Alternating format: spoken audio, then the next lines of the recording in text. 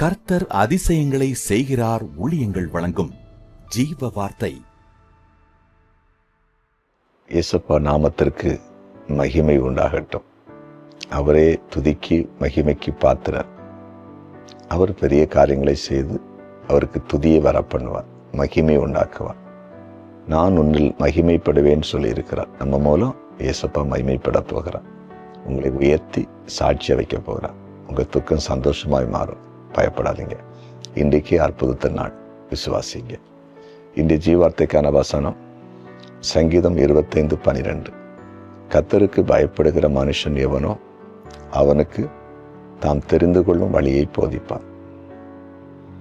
பாருங்களேன், கர்த்தருக்கு பயப்படுகிற மனுஷன், கர்த்தருக்கு பயப்படுகிற மனுஷன் ஆண்டவருக்கு பயப்பட்டாச்சுன்னா அவங்களுக்கு என்ன செய்வாராம்? தாம் தெரிந்து கொள்ளும் வழியை போதிப்பார். இன்னைக்கு அநேகர் கர்த்தரை குறித்த ஒரு பயம் இல்லாமல் இருக்கிறாங்க. அழைத்து போகிறாங்க, கிறிஸ்துன்னு சொல்றாங்க, கழுத்தில் சிலுவை போட்டிருக்காங்க, பேர் கிறிஸ்துவ பேரா இருக்குது. அதாவது ஆண்டவராக இயேசு கிறிஸ்து சீசருடைய பேர்களே வைத்திருக்காங்க. சிலர் அவருடைய பேரையும் சேர்த்து வச்சிருக்காங்க. ஆனால் வாழ்க்கையில் மாற்றம் இல்லை. அது ஏன் இல்லைன்னா தேவனை குறித்த பயம் இல்லை.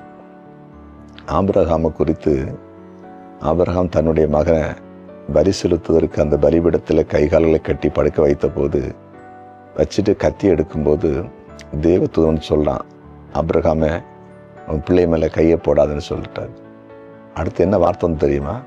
நீ இப்பொழுது கர்த்தருக்கு பயப்படுவதுங்க நான் அறிஞ்சிருக்கேன். தேவனை குறித்த பயம்தான் ஆபிரகாமுடைய வாழ்க்கையில கர்த்தர் என்ன சொன்னாரோ அதை செய்ய வைத்தது. நடுங்கி வாழ்ந்துட்டு இருந்தார் பயந்து. அதான் மேன்மையா மாறுச்சு. இன்னைக்கு அநேகருக்கு கர்த்தரை குறித்த பயத்தினால தேவன் சொல்றதையும் கேட்கறது இல்லை, மனுஷன் சொல்றதையும் கேட்கறது இல்லை. ஏன்னா தன்னோடு போறாங்க. அவங்க வழியெல்லாம் தாறுமாறா இருக்கு. இன்னைக்கு ஆண்டவர் உங்களோடு பேசி கொண்டிருக்கிறார். கர்த்தர் உங்களுக்குன்னு நல்ல சூப்பர் வழியை வச்சிருக்காரு, நல்ல படிப்பை வச்சிருக்காரு, நல்ல உயர்ந்த படிப்பு இருக்குது, நல்ல வேலை இருக்குது, நல்ல திருமண வாழ்க்கை இருக்குது, சரியா, நல்ல பிஸ்னஸ் இருக்குது, நல்ல அரசாங்கத்தில் வேலை இருக்குது, நல்ல ஊழியம் இருக்குது. அது உங்கள் கண்ணுக்கு தெரியல. ஆனால் ஒன்று, தேவனை குறித்த பயம். தேவன் என்ன சொல்கிறாரோ அதை செய்கிற ஒரு வாழ்க்கை, அதான் தெய்வ பயங்கிறது. தேவன் என்ன சொன்னாலும் அதை செய்கிற ஒரு மனப்பக்குவம். அது நீங்கள் இன்னைக்கு வருத்தி கொள்ளுங்க, ஒப்பு கொடுங்க. பெரிய காரியத்தை பார்க்க போறீங்க. ஜெபிக்கலாமா? ஜெபிக்கலாம்.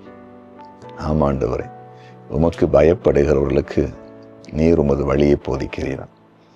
இந்த நாள் வரையில் உண்மை குறித்த சரியான பயம் இல்லாமல் துணிகரமா ஏதோ ஆலயத்துக்கு போனாலும் வேதம் வாசித்தாலும், ஆண்டவரே கிறிஸ்துவ பேர் இருந்தாலும், கிறிஸ்துவ குடும்பத்தில் பிறந்திருந்தாலும், ஏனோ தானும் வாழ்ந்து கொண்டிருந்தால் இன்றைக்கு அவங்க வாழ்க்கையை மாற்றிடணும். உண்மை குறித்த ஒரு பயத்தோடு அவங்க வாழ ஆரம்பிக்கட்டும்.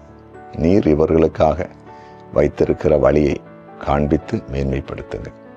எல்லாருடைய வாழ்க்கையும் மேன்மை அடையட்டும் என்று உம்முடைய ஊழியக்காரன் மனதார வாழ்த்தி ஜெபிக்கிறேன். நீர் எங்கள் ஜெபத்தை கேட்டீர், அதற்காக ஸ்தோத்திரம்.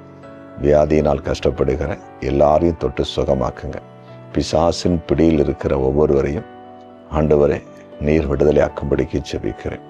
இன்னும் குறிப்பாக கடன் பிரச்சனை விலகட்டும், குழந்தை பாக்கியம் கிடைக்கட்டும், திருமணம் நடக்காத பிள்ளைகளுக்கு திருமணம் நடக்கட்டும், வீட்டில் அவருக்கு வீட்டை கட்டி கொடுங்க.